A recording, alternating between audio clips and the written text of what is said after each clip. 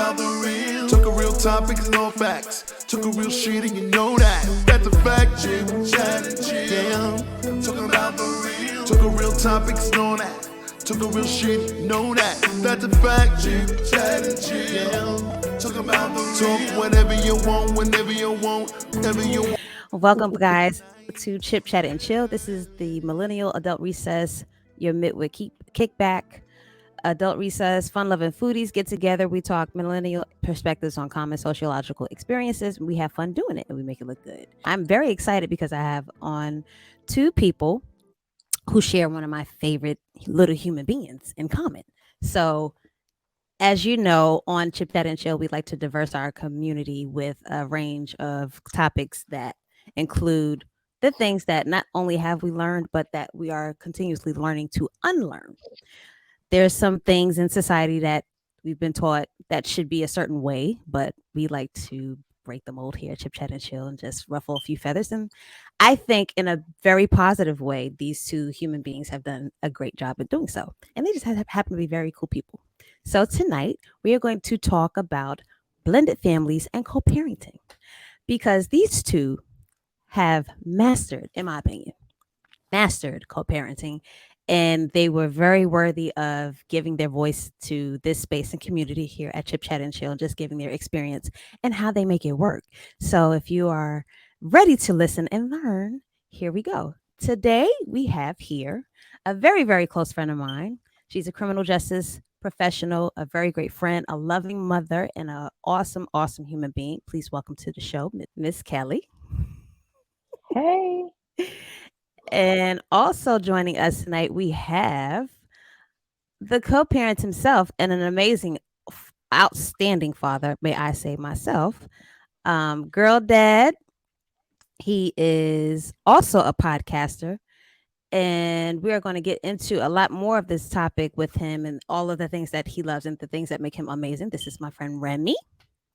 How's it going, everybody? Thanks for having me.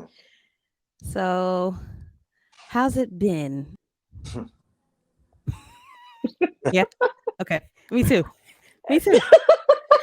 Can we just admit it? Like, yeah. Yeah. Take me It's back cool. 2014 or something like that. No, it's been cool. It's challenging, but nonetheless, we have to keep pushing through and having these experiences and learning from them. So far, so good. How about you, Kelly? Yeah, so far so good. Nothing crazy, Still got But we're time. gonna get there. We're Yeah. gonna get there. Yep.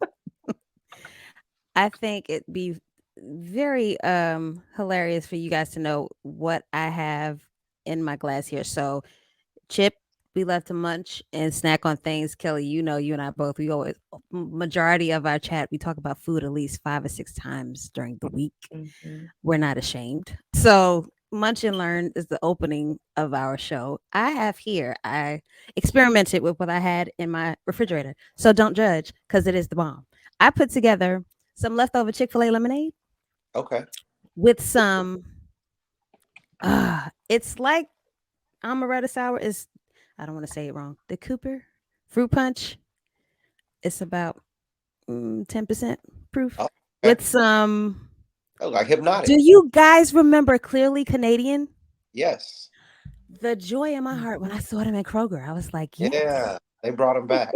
Oh my gosh, it's the best thing ever. So I mixed all those three, and let me tell you, this is pretty good. I put it in the freezer for a little bit, and it is amazing.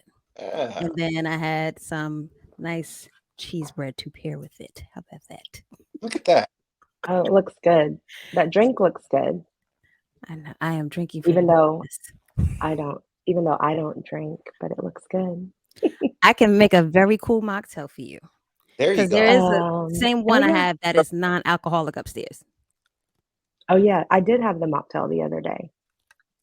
Oh yeah.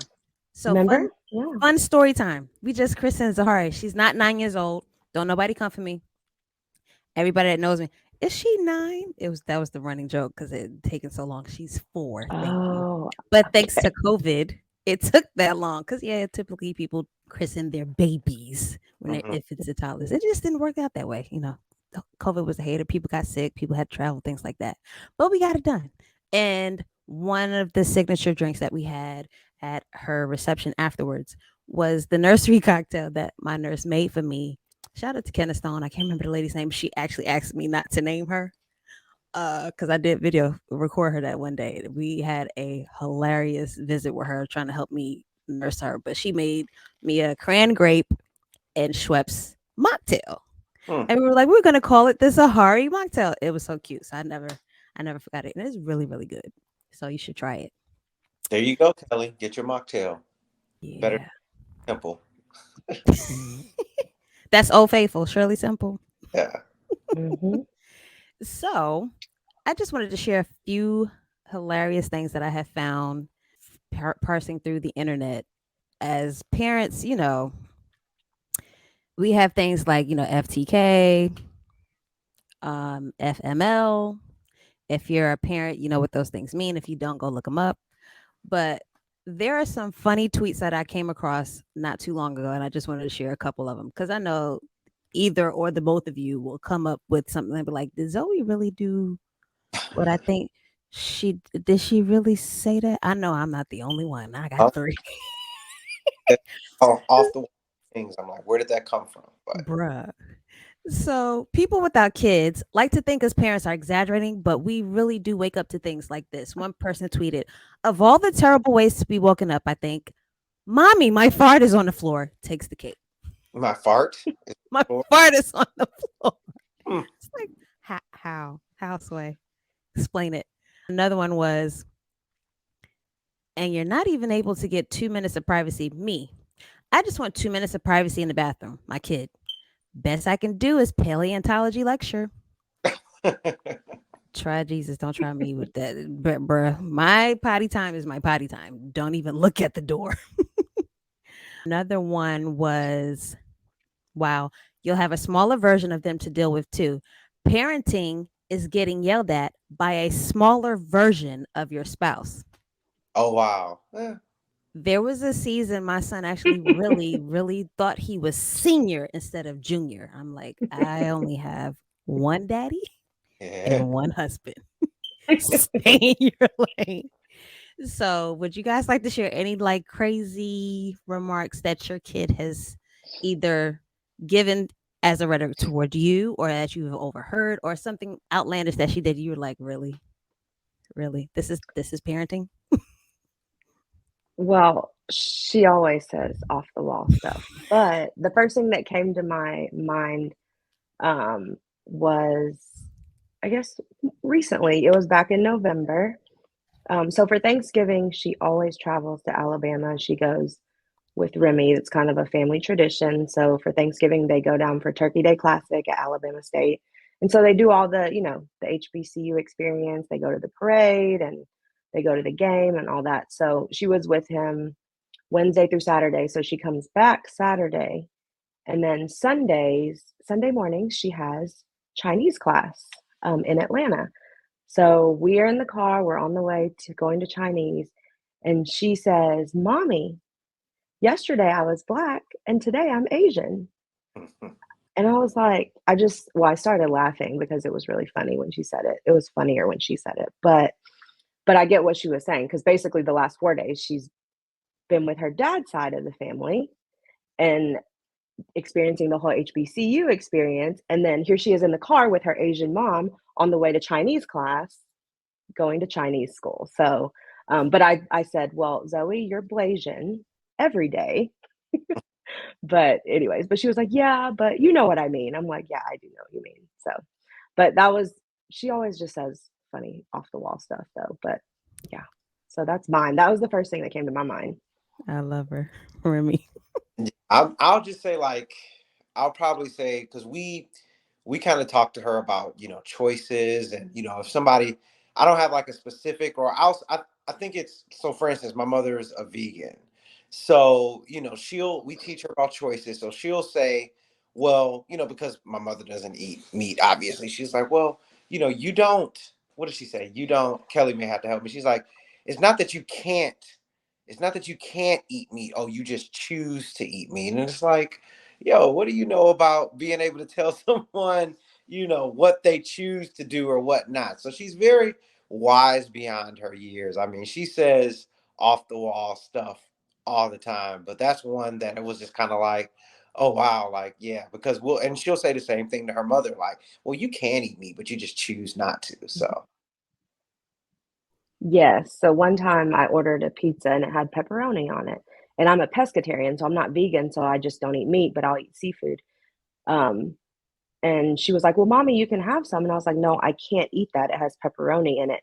And that's when she also said, she was like, "Well, actually, you can eat it. You just choose not to." yeah, And I couldn't even get mad. She said it with a little attitude and a little sass, but I couldn't even get mad because she was actually right because I choose not to. So I couldn't even get mad. But yeah, she just says stuff like that all the time. I love it though, because it shows you that they're paying attention. oh yeah, always ear. Yep. And it's like, Hmm. I can't be half bad as a parent because, sometimes you could feel like, are you getting any of this? But then when you have Right. those aha moments or those wonderful moments like that when they surprise you, it's like, okay, Yep. okay, you're going places, kid. Or she's getting to the Speak- point now where she has crushes, as she likes to call them. And I know, Okay. hey, I can't remember where we were taking her to, and she's like, "Yeah, right now I have like three crushes or something." I'm like, "No, you have one crush. Your crush is your daddy." And she's like, "Nah, that's weird." She's like, "But when I get to college, I'm gonna have like 30 crushes." I'm like, "Whoa, whoa, whoa, whoa! That's not what we're doing. You don't Pump, have pump 30 your crushes brakes. in college at all." So it's always something. Not three. Oh, we got to talk. I know. I'm gonna have to call Miss Lozzie on her iPad. We have a conversation. Let's talk to Auntie Kia. That's hilarious. Hmm. Y'all are actually frightening me because Zariah goes to kindergarten. Oh, if this is what I have to expect, Hmm. we might have to call Good. Auntie Kelly and Uncle Remy. Like, Yeah. Good reel it luck. back in.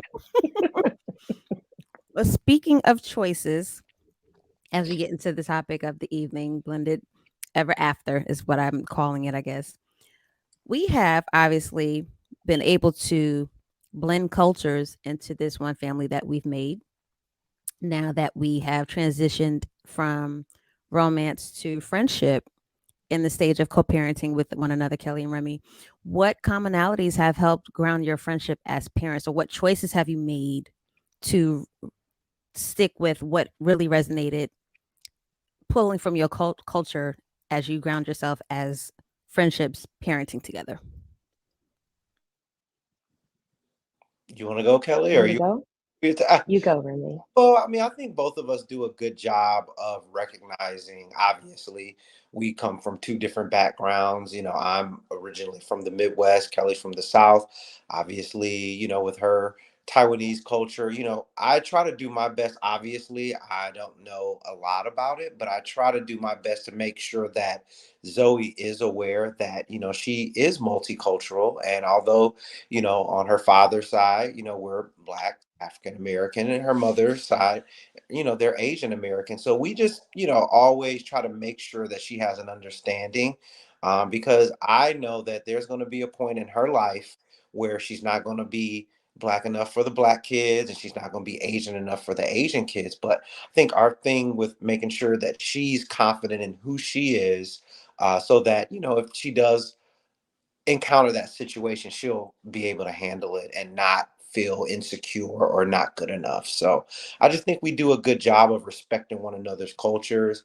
And also, Kelly does a great job. I mean, we do like, she has Black dolls, she has Asian dolls, she has dolls of all colors, but I like for her to see dolls that have hair that's similar to hers. And, even right now, I know Kelly's picked up like a lot of the books from, I think, Target that have, Hmm. Harriet Tubman and, a Hmm. lot of the different Black figures that are prominent in history, not just during February. So I just think we do a good job of exposing her and making sure that she's confident and aware of who she is. Yeah, I agree. I do try to make sure that she understands, well, I guess understands the importance of both of her cultures, but and that's why, I mean, she goes to Chinese school. She doesn't love it, but I think she'll appreciate it down the road.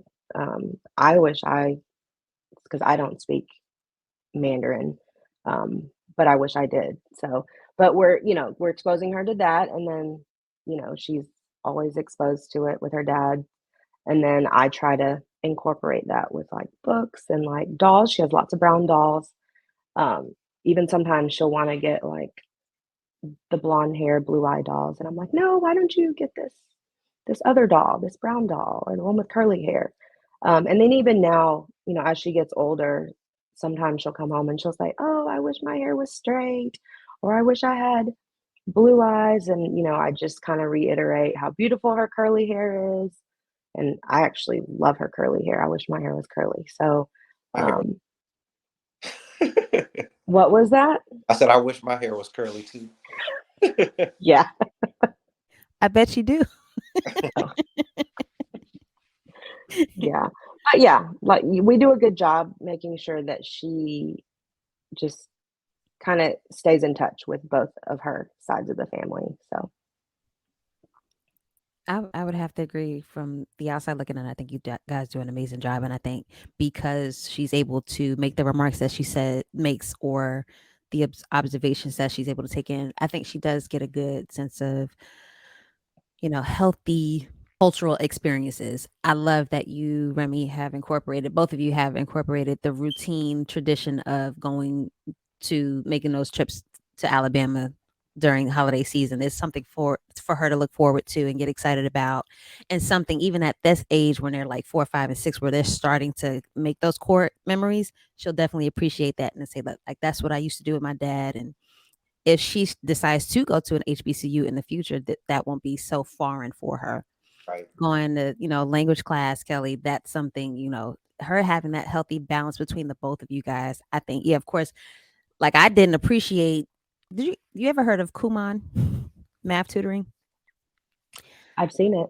I Yeah. had to go and I did not appreciate it, but um, the core memory of being immersed in different cultures, and it actually gave me the opportunity to be around, it's a Asian owned branch of math tutoring. So I used to go on the weekends, but it allowed me to bond with my Asian friends and get to learn things about their culture and be in their neighborhood and things like that. So I didn't appreciate it then as much as I do as an adult now. So, from the outside looking in, I think she's off to a great start from the both of you. For blended cultures listening and watching, what are some mutual cultural influences that serve you well as parents? I guess, something you both may have in common from both sides of your cultures that you both mutually agree benefit Zoe in the long run. I mean, I definitely say,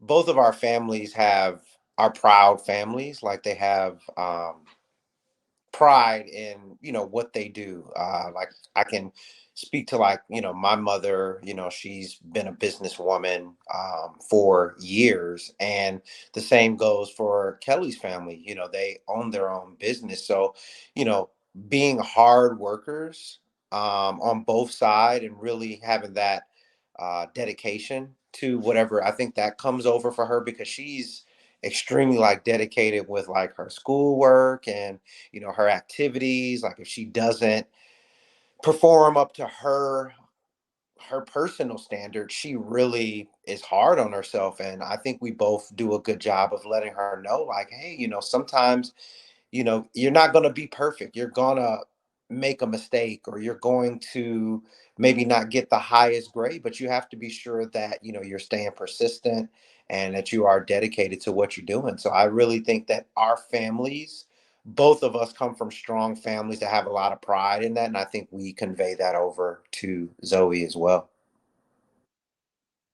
Yes, we definitely do. I will say it's not really a negative thing, but because I grew up in a traditional, strict Asian household, and so I'm a perfectionist, which there's pros and cons to that, right? And I think that's where Zoe kind of gets it from. Like when she doesn't do well, or if she doesn't make 100 or whatever it may be, she's really hard on herself, which that's how I've always how I used to be.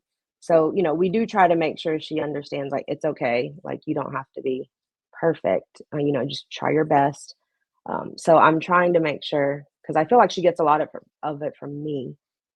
And so I'm trying to do better with making sure, because sometimes if she doesn't do as well on something, I'll be like, well, why didn't you do this? Why didn't you do that? Which that's what I was used to. And then Remy will kind of like reel me back in and be like, look, Kelly, not in front of Zoe, but she's not going to be like perfect. She's not going to make 100 on everything, which she almost does though. But just, if she doesn't, she's always like really like sad about it, or she's hard on herself. So Remy actually does a better job with that. And so I'm trying to make sure that I'm not too hard on her. But I do see myself kind of projecting what I've experienced as a child, which obviously is what makes me the way I am today. But I don't want her to be that way. Obviously, you always want to strive to do your best, but you don't have to be perfect, basically. So I'm working on it. It's a work in progress because I see that in Zariah.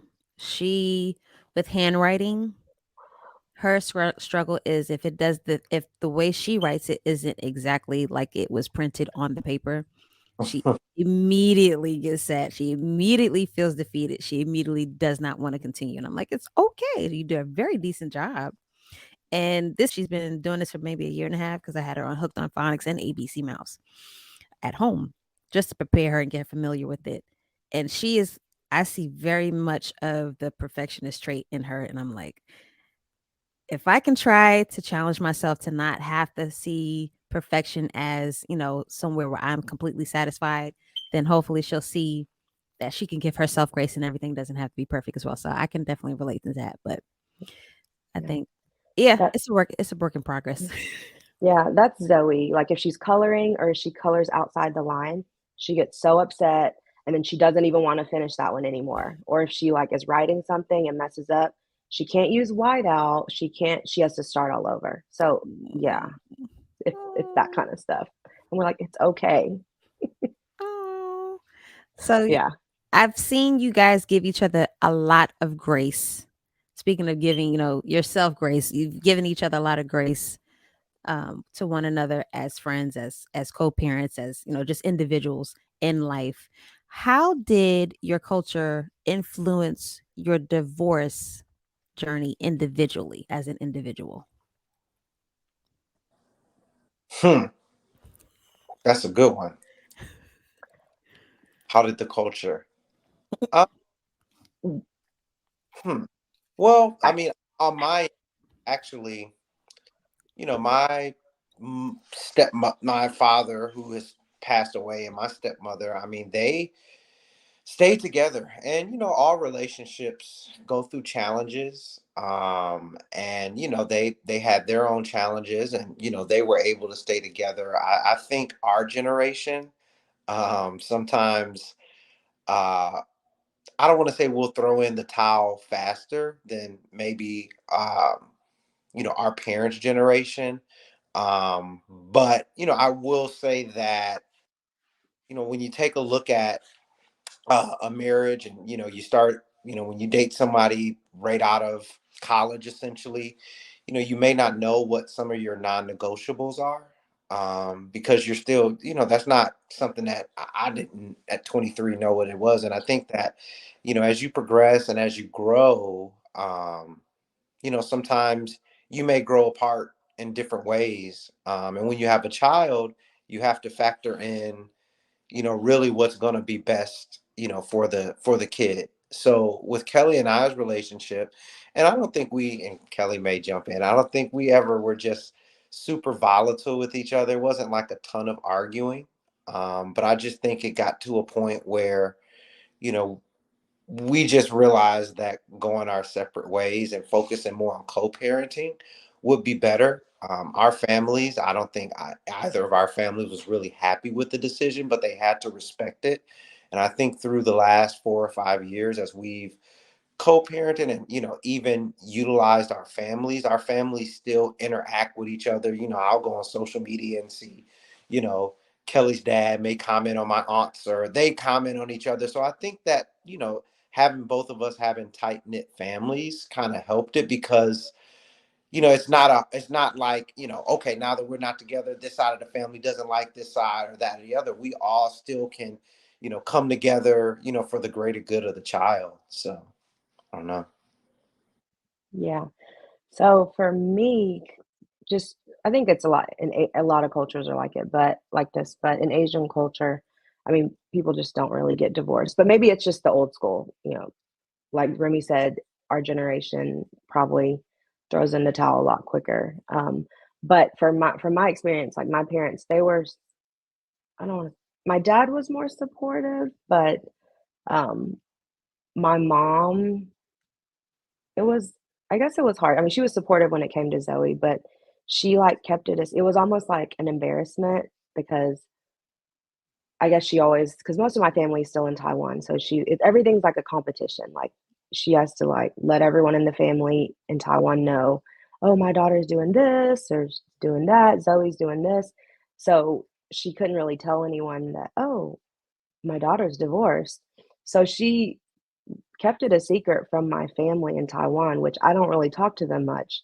I mean, we're friends on Facebook, but sometimes you look at Facebook, some people didn't even know we were divorced because we don't just publicize all that information. But she kept it a secret because I guess it was an embarrassment, which I don't really care, because I don't talk to them. But a lot of people thought we were still married for like, I mean, I think more and more people know now, but I still don't know if she's even officially told people that we're divorced. But I don't really care because I don't talk to them for real.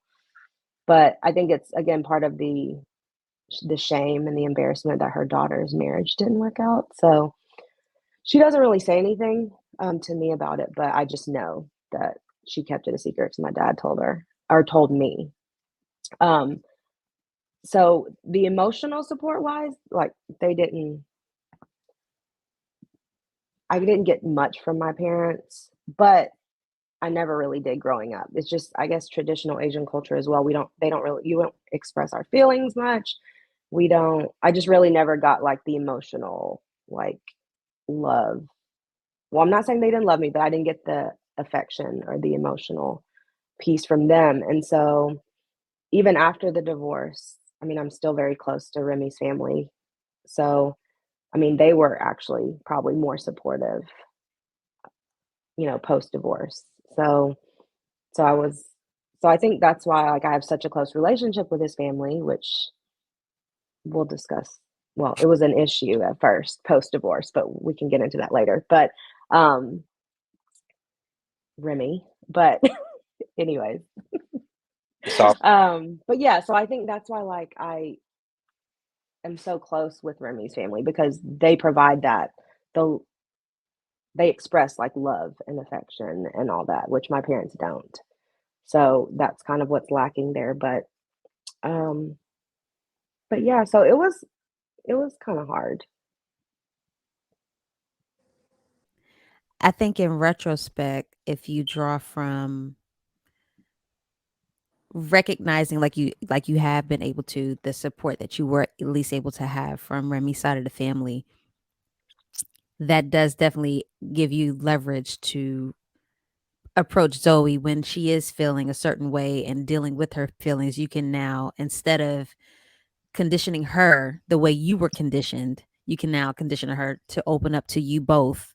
If you're feeling a certain way, or if you're unsure, or if you're, questioning yourself, or you have self doubt or self esteem issues, or you're being challenged for certain things, you can open up the floor. My door is always open. I've heard parents do things like journal boxes. You can write a letter, put it in a box. I'll look at it. You can just let me know you put something in there. I'll read it and we could talk that way and share dialogue. But I think that there has been at least a healthy way, even through something that's supposed to be so ugly and painful, where you've been able to now gain better relationships and better communication that both benefit um, Ms. Zoe in the long run. I would like to know also, what's your favorite thing about one another as a parent? I'll speak on that. I Kelly has always been more analytical and more organized. So although sometimes, and she's very detailed oriented, so sometimes it can be a bit much for me because I'm a real the worst thing they could have done was create the, like, what do they call them, where you can thumbs up and like something in the message.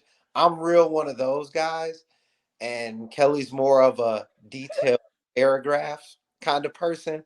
So it's like sometimes I know, like, I'll get kind of frustrated with her, and she's like, I know it's a lot, but in the end, like in retro, when I look at it, it helps me because I do have good organizational skills, but that's, just like when you're in a relationship, everyone has their stronghold. So that was always something that Kelly had. So even now that we are co-parenting, we have a parenting calendar that's color coordinated, that has a little, you know, icon for if she has cheer or dance or whatnot. I mean, like when I share that, like with my friends, they're like, dude, that's like amazing. So I would definitely say, you know, that's one of the things, her organizational and just her being a genuine person.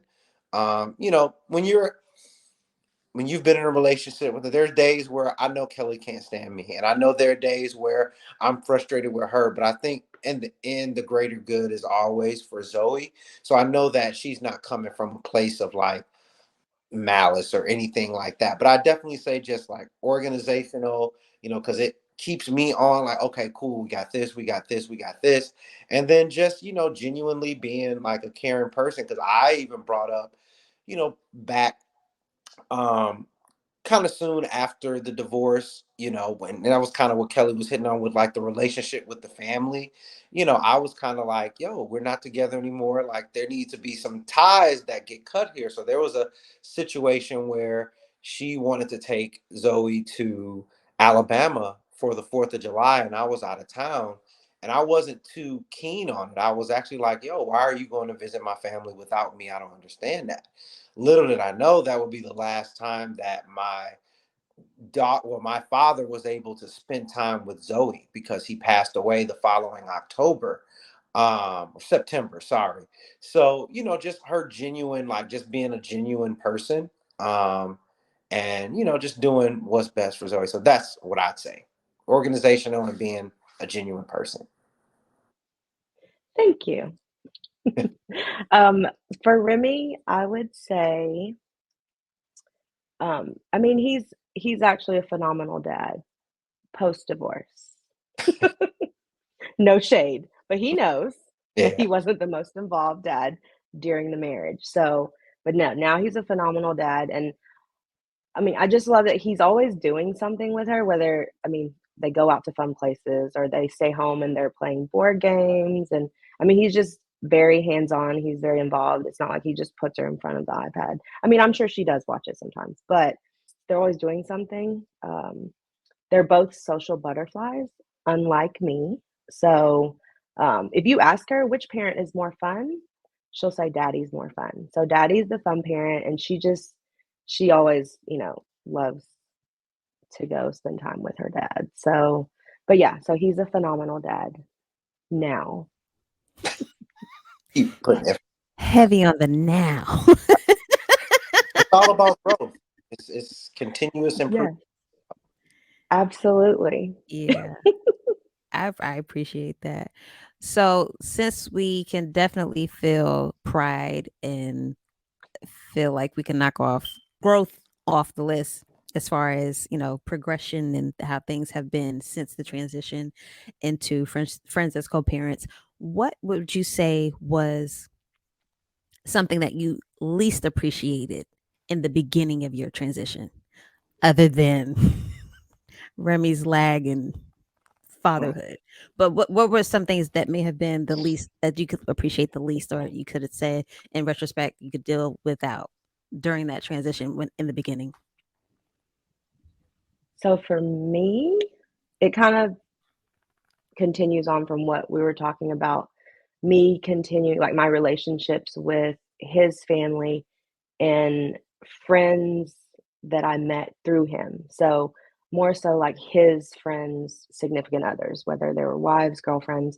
I mean, I became really close friends with him. I mean, we were together for 11 years, married almost 7.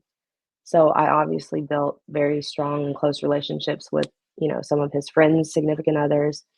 and obviously his family. So that was hard, especially like at the beginning when he wanted me to cut ties with his family, or not completely because of there's Zoe still, but just I guess less contact with his family. And then he felt like I shouldn't have any contact with his friends, basically the friends that I met through him. So that was hard because I guess now that I think about it, because I didn't have support anywhere else. So that was, I mean, I had support from my own friends, but I didn't have support from my own family really, or the emotional support that I needed. So that's where I got it from, like his family, like his mom, his aunt, his stepmom, siblings, or his friends' significant others. So that was a struggle. So we would actually like I don't know if it'd be argue, but we would have disagreements on that all the time, and it became pretty exhausting. Um, but again, over time, I think he understood. I mean, obviously, if we didn't have Zoe, I probably wouldn't. I mean, it would be different, but a lot of it was because of Zoe. So we would spend time. I would take Zoe to go spend time with his family or even his friends' kids, because most of his friends have kids. So I would take Zoe to go spend time with them. But there was always, it would be, we would just have some conflict because he's like, well, those are my friends. And why are you taking Zoe to spend time with my friends' kids? So that was a struggle, but it's better now. Yeah, sometimes you got to let go and let God. You got to pick your battles. That was what I'll say. That was a battle. And I kind of say that too. It was just that now that, obviously we've spent, really our years after college where you're really establishing yourself. We spent those years together kind of growing. Like I always say, we kind of like grew up together, if you will. Because we go from, well, she had finished grad school and I finished undergrad, so we were having these experience of being like, you know having a job where you're barely making any money, and we eating spaghetti for a week, you know what I'm saying, just to make it, just to get through at certain times. So once the decision was made that we were going to separate, it was challenging. I could have at that time, gone without, you know, her hanging with, my friends that I've known since, high school and their spouses. But over time, like I said, you pick and choose your battles, and it's like it's not the end of the world because there are benefits in that. Hey, I don't have to make the trip up to Nashville to take her to see, my friends' kids because Kelly can do it. I mean, if I go up there, that's fine. But so, or even like, the family, it saves a trip sometimes for me. So I would definitely say that. And then just even, appearances. One thing Kelly will say is she's always nags me on. I care a lot about appearances. And, it was a little bit of shame, and embarrassment when your marriage doesn't work because no one gets married to say, I'm going to get a divorce. I don't think, but most people, you make your vows and you say, hey, till death do us part. And then when it's not till death do us part, it's like, I kind of felt some shame and felt somewhat like a failure. But I think that, what I did, I said, well, that didn't work. That chapter of Kelly and Remy didn't turn out the way we wanted to. I said, but now we have a chance through co-parenting to really, blaze another trail and kind of have a different version of us. And I think it's probably a healthier version because now we put all of our focus on, Zoe when it comes to our interactions. We're not, we don't have expectations. Like I always tell people, they're like, oh, well, it seems like you get along so well. Like even people have said, like, well, why don't you all get back together? And I'm like, well, we've made, obviously we're dating other people, and we've had that journey. And I just feel as though where we are now, it's healthier, that we co-parent. And, there's no expectation. The only expectations we have is that we're good parents and we raise our daughter together. And, we're on one accord there. That's fair enough. And you know what, honestly, whether it has to do with parenting, changing jobs, picking out the next degree you're going to pursue, a business you want to, a business idea you may want to run with, I think, especially our age group and our generation, sometimes that guilt of having to keep up appearances comes from our parents. and the things that they were conditioned with. So to be able to unlearn that and let it go and say it is what it is, this is what works for me. This no longer serves me. That's something very powerful to be able to own and walk in, especially for Zoe, because if we continue this, crazy cycle of, well, it has to work because I did this and I said I was going to do this, or I wanted this 10 years ago and I should still, be able to make this fit into my life. But if it doesn't work, it doesn't work. And the beautiful part of it is now you all three can function healthy together. There's no, this one person is unhappy or Zoe grows up unhappy because she had unhappy parents for the sake of keeping up appearances. So I think once we're able to take off the whole stereotype of, stick through it no matter what, not at the sake of my sanity, my peace, or my health, what would you say were the best communication tools or resources that helped you arrive at this stage of your relationship? For me, I guess you just have to learn to pick. I mean, like he said before, you'd learn to pick your battle. You have to pick your battles. Obviously, we know each other very well. We know each other's communication style. So I know his communication style, what triggers him. So when it comes to co-parenting, I just try to do my best to navigate accordingly. Because again, obviously we still have disagreements, but when it comes to Zoe, we're usually able to come to an agreement on most things. But again, I just have to learn to pick my battles because sometimes I always want to be right or I always want it my way. And sometimes that's how he is. But we just have to know how to articulate and approach, certain things. Yeah, I mean, I'd say my biggest thing just in life in general is like my approach to things. That's really where, like going to therapy, reading, kind of like self-help books to kind of put things in perspective has kind of helped me, through even through like daily, meditation and prayer for me, because that's kind of what helps keep me grounded. Like Kelly said, I mean, we know each other. I know what's, like not to say someone's triggers, but you do. Like I know what can trigger, and I do my best to just navigate around those and not go for the low hanging fruit. Like, okay, I know if I say this, I'm probably gonna piss Kelly off. So why don't I just not say that? Versus, in the relationship, I had a different mindset. Like I would do that. I would sometimes like I'm a trigger just to get under her skin right now. But now it's like, well, what does that benefit? That's not going to do anything. So, I've, spoken to therapists about it, and, even mature friends I have that have, not to call my friends immature, but some of my friends are wild. Some of those that have experienced divorce, kind of using them as a resource, to say, hey man, I know you went through X, Y, and Z. How did you handle this? How did you um, deal with this situation? And blah blah blah. So really just utilizing people around me, and using professionals as well to ensure that the communication is healthy between the both of us.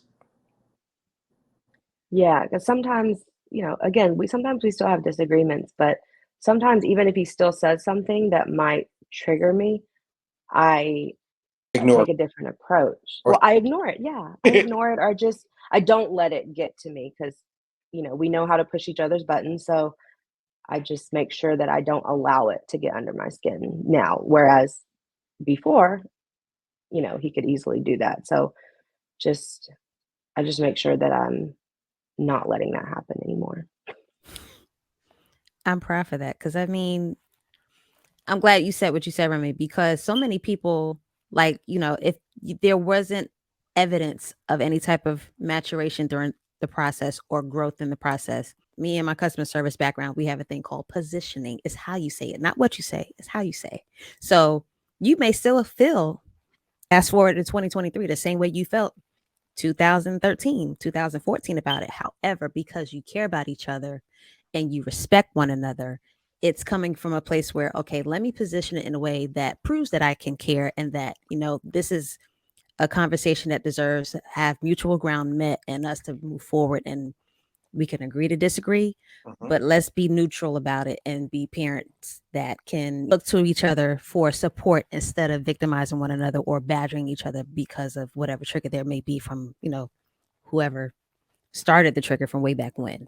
So Mm. that does give a testament to both of you being evolved in the Yeah. situation or in the transition. So I commend the both of you for that. To the family navigating through a transition like this, how do they individually manage or safeguard themselves and ultimately their children from a family's or family members' agenda and opinions? Because, you go through this, everybody has their opinion. From my experience, because I'm the type of person I'm always worried about what other people think. Not so much like physical appearance, but just being judged. So I would say just try not to worry about what other people think on the outside. Obviously, you're going through, if you're going through divorce, it's already hard. It's probably one of the hardest things you'll ever experience. But you just want to focus on yourself and your child or your children. Because I had people say to me, "Well, did you try hard enough? Did you fight for your marriage?" And it was almost, they were judging me, so it was almost kind of offensive because they almost made it seem like I didn't, fight for my marriage or I didn't try hard enough, but nobody really knows what was going on in the house or in the marriage except for me and Remy. So that's always hard, just trying to, I guess, block that out or not let people's opinions just get to you too much because it's already a struggle trying to heal and or start the healing process. So that part was hard, but that's one thing actually that I've learned post divorce, just trying not to or not worry about just trying not to worry about what other people think so much. Just do what makes me happy, do what's best for Kelly so that I can, be the best mom to Zoe. So that's kind of, my advice, I guess. Yeah, I mean, I agree with Kelly. And then, I mean, you have to start off by doing the work on yourself, which I will be honest, I didn't right away. Really, I kind of, use other things as distractions to not kind of have to deal with what was really going on. So hey, I'm gonna go out and party more. I'm gonna, you know, try to immediately hop into another relationship and date. And that was counterproductive. I can say that now. But the first thing I would say to people is make sure that you check yourself first and you do your work on you. And then as far as the families go, you just have to, I mean, fortunately in our situation, I mean, I don't want to say the family was supportive. Nobody wanted the divorce to happen. Nobody was divisive, but once that was the decision we made, family had to respect it. And I just say, as long as you continue to raise your kid and co-parent and do things in a healthy manner, I think that everybody else kind of falls in line, and like I said, everybody's family is different. But like I say, start with self. Make sure you're doing the work, and then your family should just fall in line with what you guys are doing, because like Kelly said, no one else is in your house. It's you, your experience and everything. And even if you try to explain to some people, you can't go through every single situation or every instance of why the decision was made. You just have to ensure that you want to make sure that your family is not being a negative influence to the kid, because I come from a family where my mom and I have a stepmother or whatever, and there was some confusion for me as a kid as to the dynamic of my family makeup.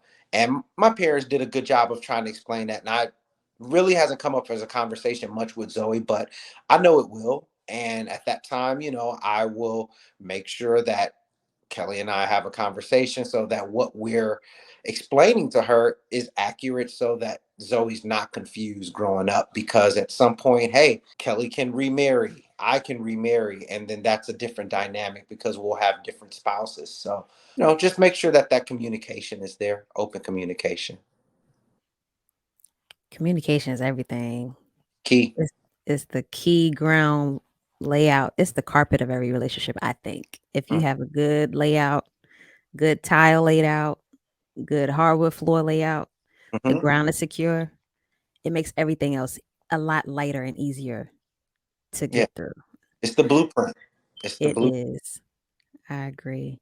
All right. And one last question for the both of you. I'm interested to know, what is your highest aspiration or hope for one another?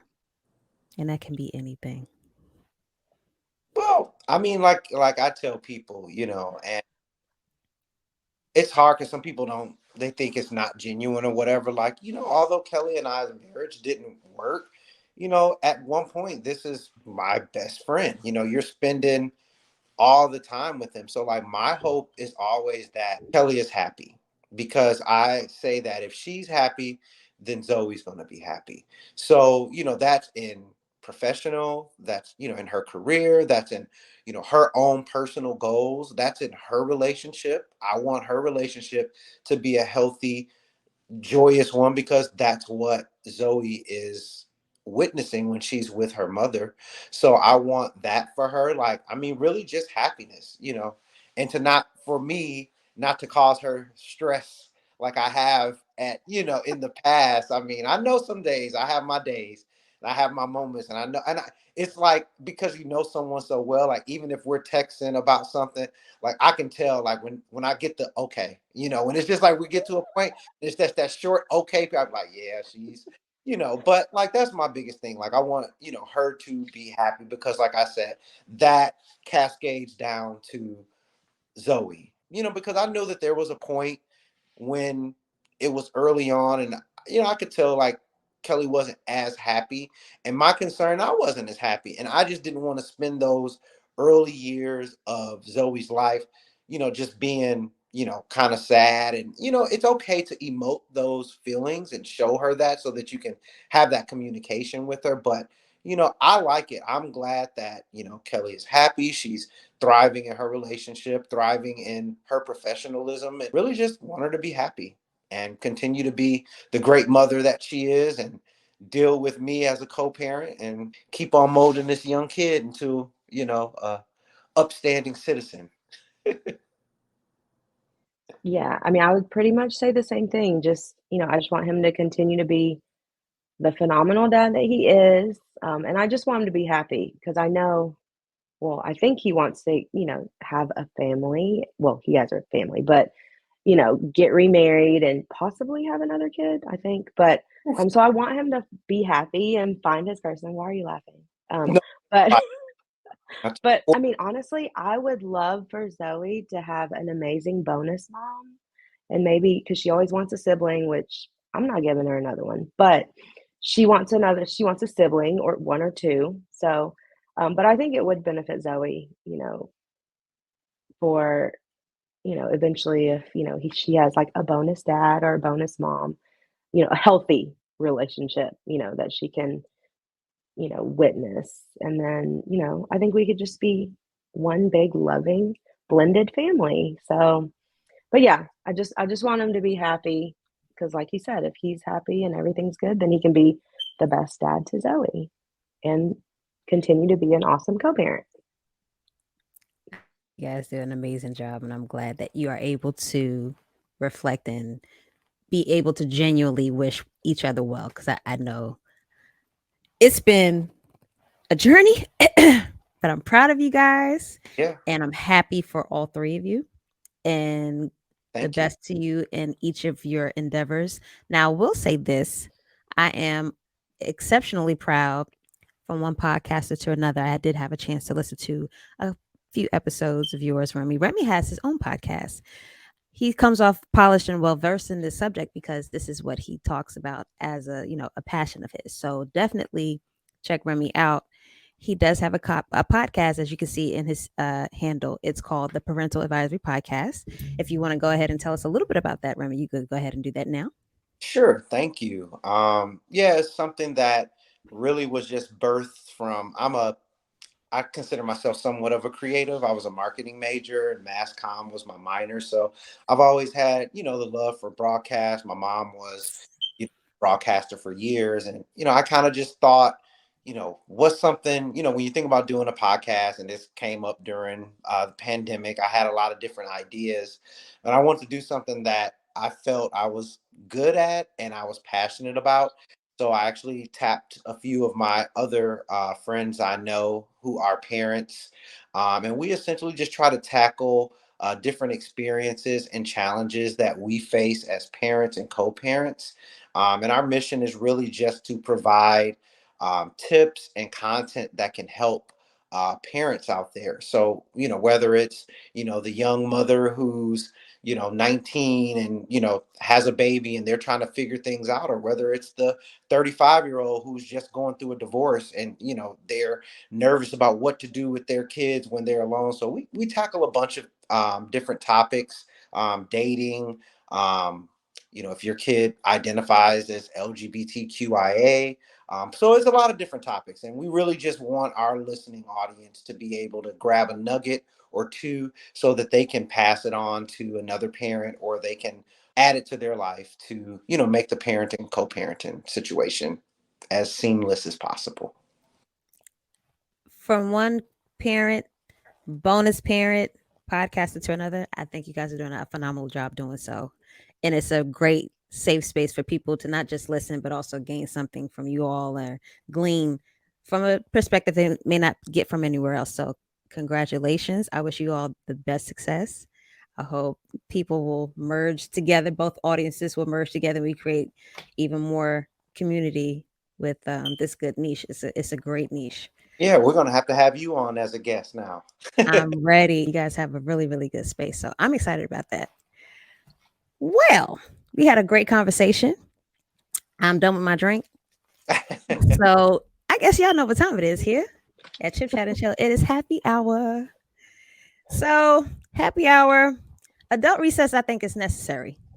Especially, Remy, we came up with these podcasts, or hit the ground running with our podcast during the pandemic. You know what kind of toll it took on everybody overall. But then you come here and it's a non-judgmental space. So, I mean, you need recess, not just the kids. They have their recess at the schoolhouse and they on the playground. Adults need recess too, to help keep things in balance.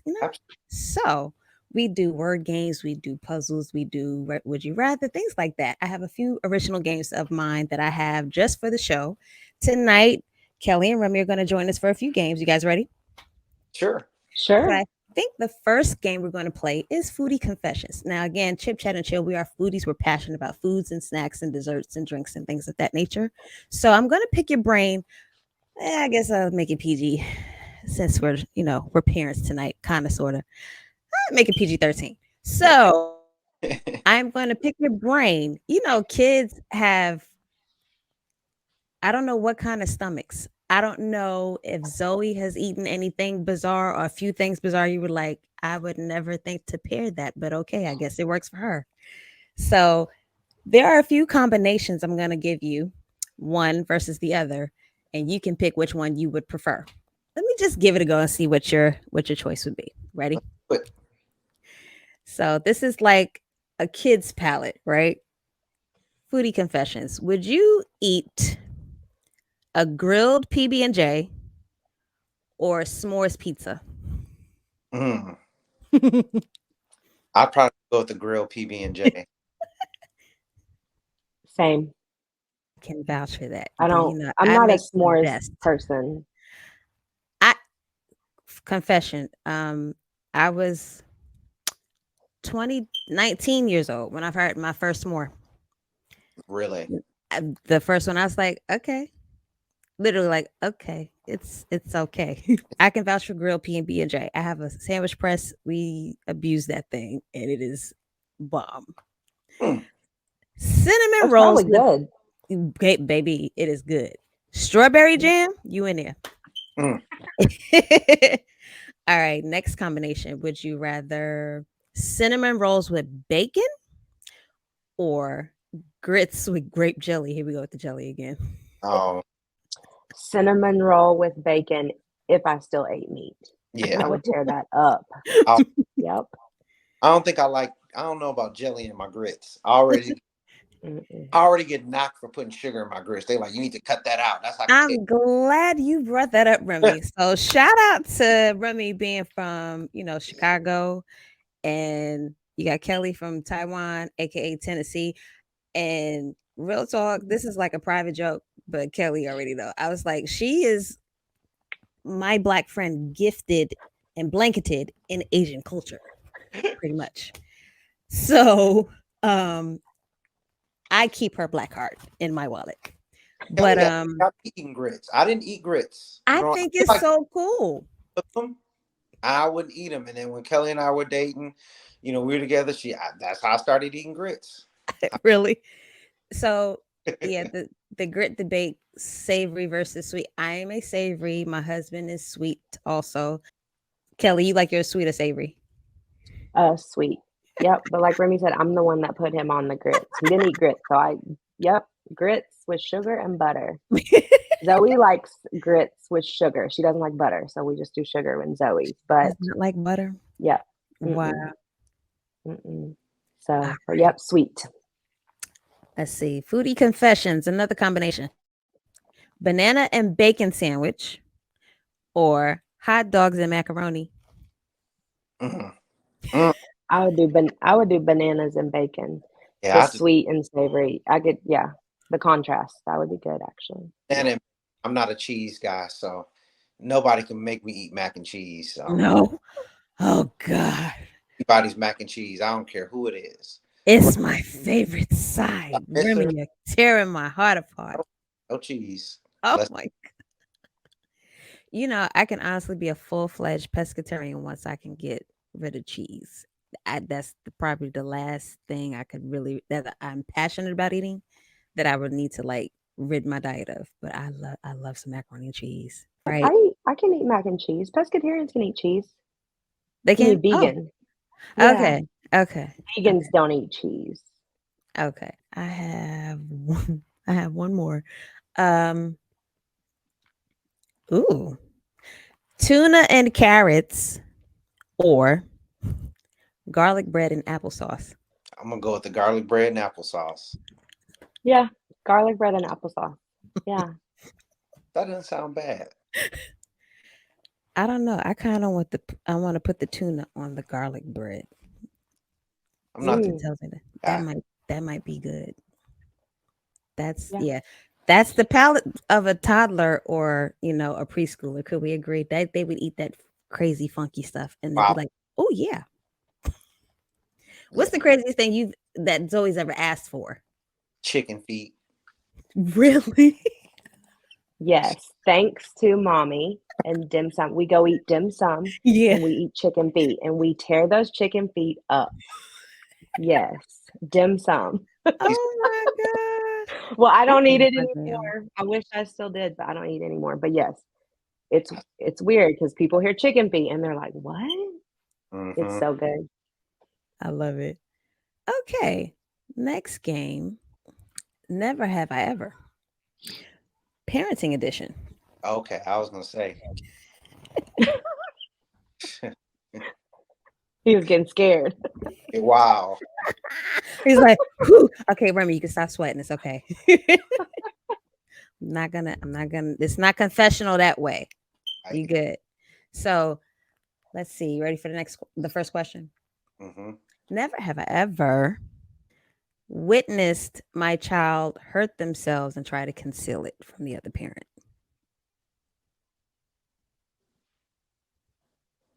Mm, Like if she hurt herself doing something I mean, and it was kind of like borderline bad and you didn't want to really tell, so you try to conceal it.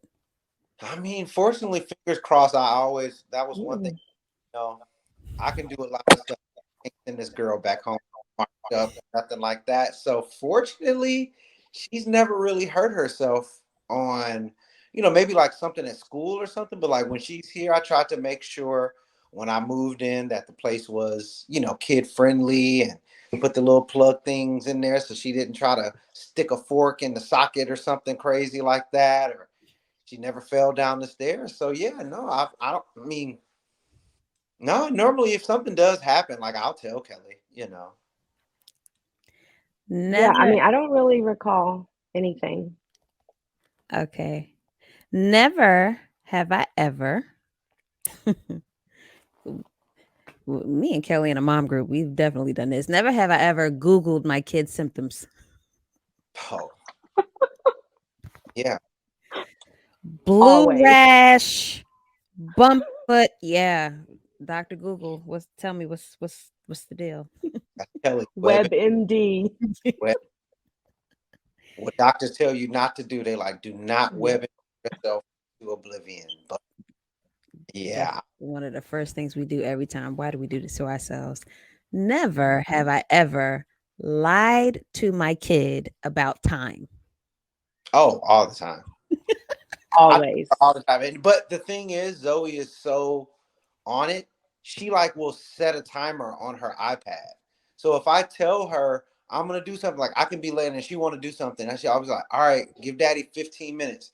In 15 minutes, that alarm will go off and she'll say, all right, let's get to it. And I'm Oh, like, she's learned accountability early. Ooh. yep. Yep, she does that to me too. I'll try to sleep in on the weekends. You know, the kid always wants to wake up early on the weekend. And I'll just say, let mommy sleep for 30 more minutes. She'll be like, okay. And that's what she does. She sets a timer. She'll be like, mommy, 30 minutes is up. And it's really been 30 minutes. Yeah. Now that she has a sense of time, I used to be able to pawn it off and keep pushing it back, but now she has that timer and she's like, nope, let's go. Gotta love it.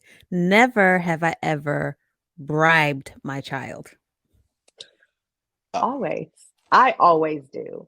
I know you shouldn't, but I do. Sometimes you gotta do what you gotta do. It's a survival mechanism. Yes.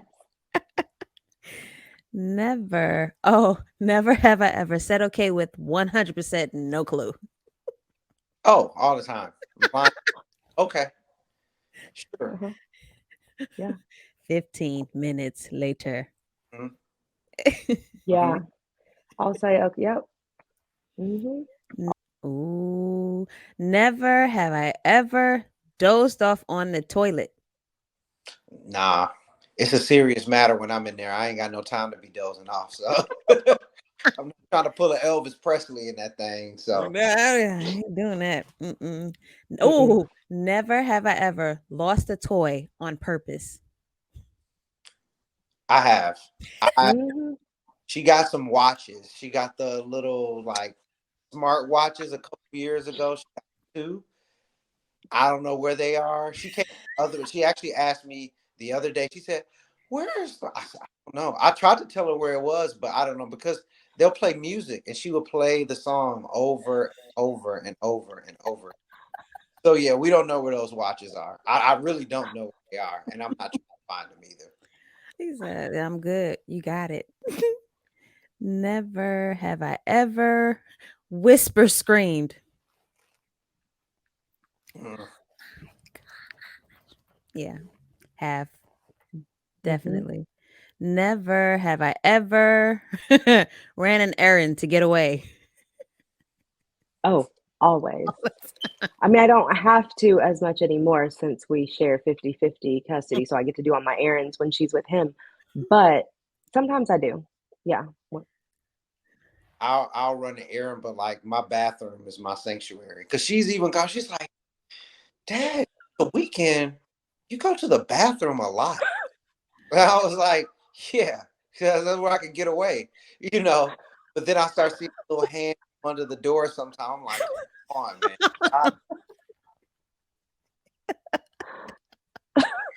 You gotta love the hand under the door. Oh my gosh. Never have I ever said parenty things like go potty to other adults. oh, oh yeah. I I've definitely had like some dating like, don't Zoe me. Like I'm not. Because I'll be like, okay, sweetheart. I'll be like, oh, do you want me to go into? They'd be like, oh, don't talk to me like you're talking to Zoe. I can't help it sometimes. It's a whole new normal. He's like, I Yeah. can't turn it on and off. It's just I, who I am now. That is hilarious. Funny. Yeah. Last game for happy hour. We are going to play a virtual game of tic tac toe. Now I'm going to flip a coin. You guys can pick heads or tails. Tails is going to be X. O is going to be heads. Ready? Who's going to be heads or tails? Heads. All right. So, okay. Remy's going to be tails. Now, you want to be red or green? I'll rock with the green. Green is for the money. All right. Remy is a green X. And Kelly is a red O. All right, let's see who's going to go first. Uh-oh. Tails. Oh, these markers stink. You gotta get the flavor ones. Teach me, please. Not the flavor ones, the ones that are supposed to smell like The scented one. Sentence. Yeah, please. Disclaimer. Yeah, let me for the slow ones in the back listening. Don't taste your markers. That's not what we're telling you to do, kids. Okay, don't taste your markers. Pause. Okay, thank you. All right, tic-tac-toe. So that was tails. Yes. So Remy's going to go first. Okay. Where you want to go? middle.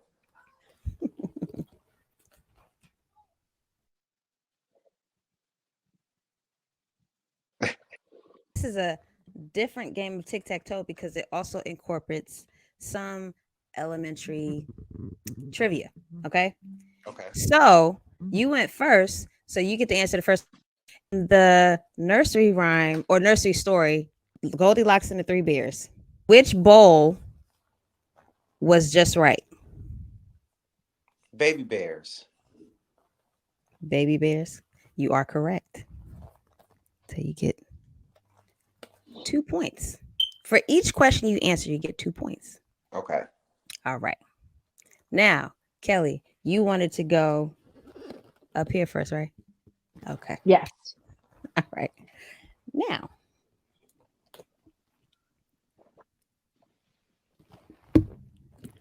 Mary had a little lamb. His blank was what? As snow. Fleece. Fleece. Was what color? White. There you go. You get just 2 points. How about that? Remy, where are we going next? I will do. I'll do bottom, I guess left, like under her O at the very bottom. Yeah. Boom, boom. Okay. Now, next question. Itsy bitsy spider. Went up the water spout. Out came the blank and dried up all the what? Out came the sun and dried up all the rain. Bam. Yes, sir. You up to 4. Kelly, where you going next? The top right corner. Yep. All right. Next one. There's a Jack and the Beanstalk. Fee, fi, fo, fum. I smell the what? Do you know the rest of that line? Why do I not remember this one? Oh, Remy, you want to steal? I don't remember. Fee, fi, fo, fum. I smell the blood of an Englishman. Whoa! Show off. Okay. This is my. I'm a good trivia person. Oh, we could definitely play on the podcast now. Cool. Okay, you got 6 points. Now, where you going next? In between the O's. Like that. For you, let's see. In the song, do you know, and this could go either way because I've heard so many versions of this song. Do you know the Muffin Man? The Muffin Man, the Muffin Man. Do you know the Muffin Man? Do you know where he lives, Remy? Drury Lane. I will take it. Gee whiz. 8 points. That's Shrek. That's Shrek. Shrek. I'd never heard that until Shrek. All right, Kelly, where you headed? The very bottom middle.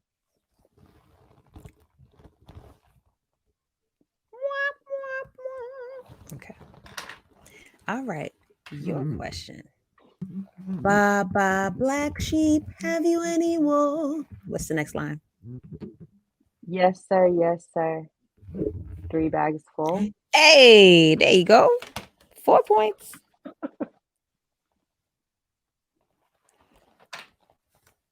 All right, Remy. I see how y'all playing. Oh yeah, I'll go in the middle row to the right. Yep.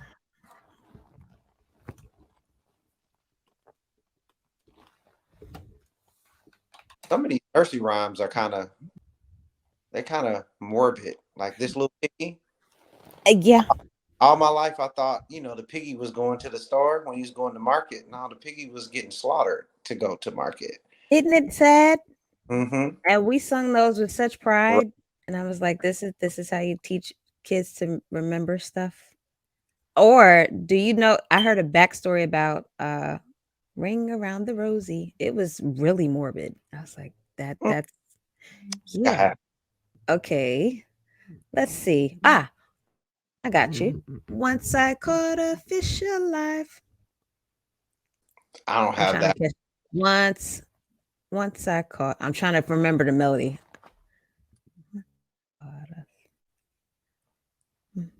Oh, 1, 2, 3, 4, 5. Once I caught a fish alive. 6, 7, 8, 9, 10. Something about a big fat hen.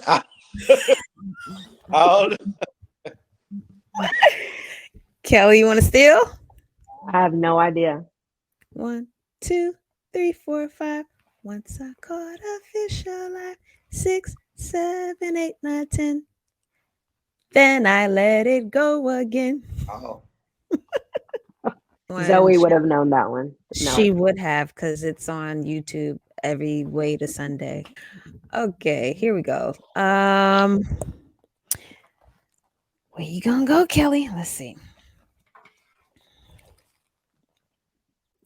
To the left, middle left.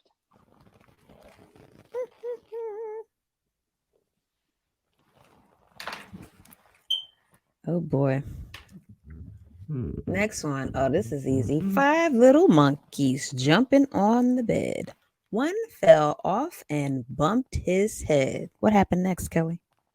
Mama called the doctor and the doctor said, no more monkeys jumping on the bed. The doctor said, why are you calling me about your kids jumping on the bed? Like, why you can't handle that? Like, door put them in their own bed. How about that? All right. Yeah, Remy, you got the last spot on the board. Yeah. And all the points. I mean, dang. Y'all funny. Look at this. Look at this. If competing were a person or people, look at this. Look at this. Last one. Hey diddle diddle, the cat and the fiddle. What line comes next? Cow jumped over the moon. Hey. All right. Well, even though no one won on the board. Yeah. No one wanted the other person to win on the board either, clearly.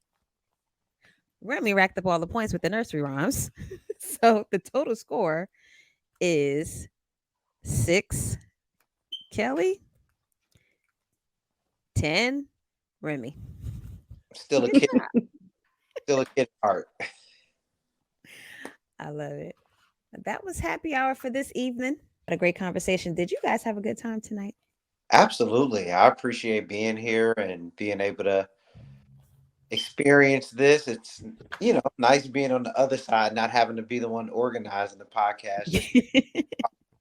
I don't have to work slow, but yeah, this was great. I appreciate it. Yeah, it was fun. I mean, I told Remy to have put me on his podcast, and he refuses. So, but I I, told him, I was like, look, if you blow up, do I get something from this? Because you wouldn't have this podcast if you didn't have such an amazing co-parent. there you go. Just saying. Just saying. There you Kind of factual. Kind of factual. Well, hey, we don't have any. We're not monetizing yet, but we get you your percentage. You heard it here first, people. It's on record. Remy's gonna consider that in the near future. So we speak well of the Parental Advisory Podcast and Absolutely, all of its success in the future. absolutely, Yes. May we all be fruitful and plentiful in the year to come. and multiply. Amen. So we've had our great Amen. conversation. We had great happy hour. It was a wonderful time. Actually, shout out to Kelly and Remy for being the first contestants to play tic tac toe on Chip Chat and Chill. Round of applause. Hey, part of history. You're making history. See what you signed up for tonight? All right. So we've had our conversation. Happy hour was amazing. And now we are ready to go ahead and exit. But before we do, check and grab our things and go. We like to leave the audience with a few carry out tips of our own that we will take as the most positive part of our evening. Kelly and Remy, both, would you like to extend a good nugget or carry out tip to the audience that you are going to take with you this evening? Yeah, I mean, just, when it comes to parenting, just always put your kid or the children first. And again, like I said, that's what we always do. And I think that's why we've been able to co-parent so well. Put whatever you're feeling aside and just do what's best for your kid or the kids. Agreed. And I just say, take you out of the situation. I think so much as just people, we put a lot of focus on ourselves sometimes, and I've had to do it. Take yourself out of it and look at what's going to benefit the kid, and what's going to make life easier for your co-parent. Nobody wants a volatile co-parenting situation, and some people unfortunately do have it. And I would say for those that do go through that, I would say, maybe seek out some ways where you can get over that, because the only person that really does not benefit from parents not getting along is the kid. So I'd say take the biggest thing is just take you out of it and just remember who's the most important, and that's the kid. Definitely agreed. I appreciate you guys for everything that you've contributed to the show tonight and for leaving the audience better and well equipped and impacted for those who may be on the outside of a co parenting relationship looking in or finding themselves in the same journey. You guys have given invaluable information and encouragement, and I'm looking forward to receiving the feedback in the weeks to come. I would also like to add, as a remark, divorce can be a great thing once it's finalized. Mhm. Your partnership transitions from romantic life partnership to friendship and parenting, if you can make it that way. Try to do your best. Again, like Remy and Kelly have both said in their own way, try to break down the stereotype of what you have been conditioned to believe, that your now ex-spouse is your enemy, because that does trickle down to your child. That should now be a perspective that, hey, our kid comes first, whether we agree that we were right together or not. Now we do agree that we love this child, we want the best for this child, and we're going to do our best to get along and support and encourage this child to be the best functioning, healthy citizen that it can be. Take yourself out of the situation and the stereotype and break down those negative connotations of, because it's this way or the narrative has changed, that now we have two broken homes or a broken family.